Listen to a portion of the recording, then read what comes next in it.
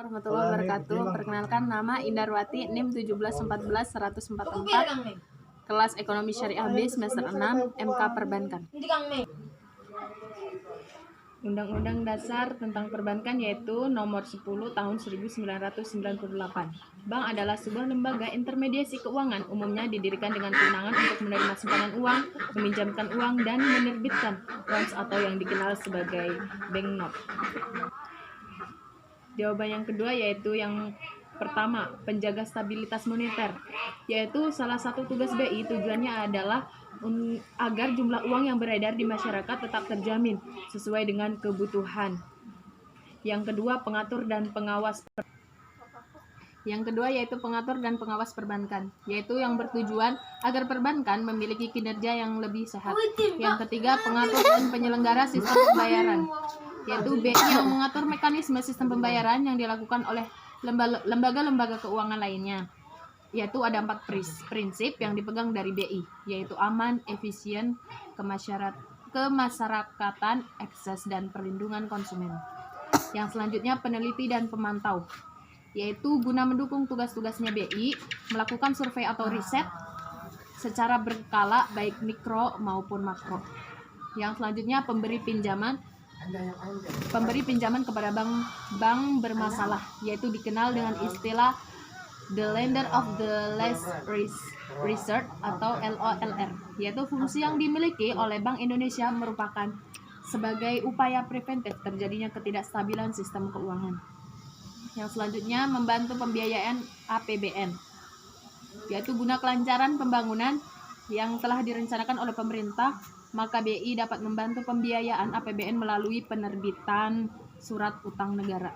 Yang selanjutnya, pengurus rekening pemerintah di BI atau Bank Indonesia, yaitu untuk keperluan ini bukanlah Bank BI, untuk itu BI berperan sebagai pemegang kas negara. Yang selanjutnya, untuk dan atas nama pemerintah melakukan pinjaman luar negeri, maka BI dapat menerima pinjaman luar negeri.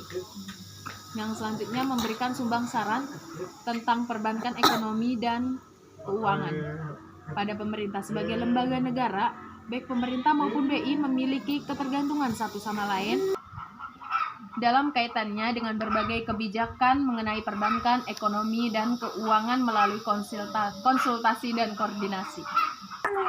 Yang selanjutnya, memberikan sumbang saran tentang RAPBN dan kebijakan lain yang terkait dengan tugas dan kewenangannya, yaitu BI juga dapat memberikan sumbang saran tentang RAPBN dan kebijakan lain yang terkait dengan tugas dan kewenangannya. Yang selanjutnya, atas nama sendiri atau atas nama pemerintah melakukan kerjasama dengan bank sentral negara lain serta lembaga internasional lainnya.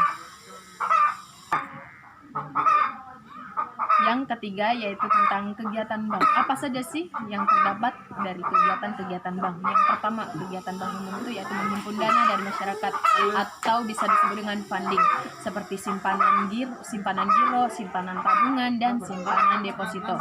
Yang selanjutnya, menyalurkan dana ke masyarakat atau bisa disebut dengan lending, seperti kredit, investasi kredit, modal kerja, dan kredit perdagangan. Apa saja sih yang telah terjadi karena adanya virus COVID ini, yaitu akibat adanya virus COVID yang melanda Indonesia itu menyebabkan penurunan pada kegiatan ekonomi, yaitu terjadi pada berbagai sektor lembaga keuangan di Indonesia, seperti perbankan hingga konsumsi rumah tangga yang menurun. Kemudian penurunan lainnya juga terjadi pada UMKM. Pelaku usaha ini tidak dapat melakukan kegiatan usahanya sehingga terganggu kemampuan memenuhi kewajiban kredit. Dan selanjutnya, yang terjadi di sektor perbankan dan perusahaan pembiayaan berpotensi mengalami persoalan likuiditas sehingga menyebabkan depresiasi rupiah, volatilitas pasar keuangan, dan capital flight.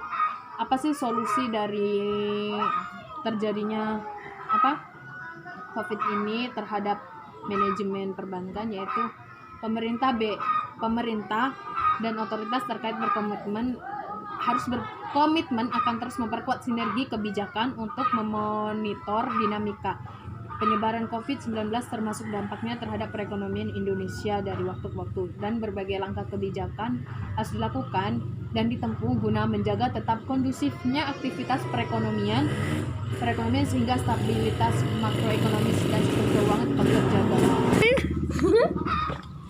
Itulah keempat dari jawaban UTS MK Perbankan.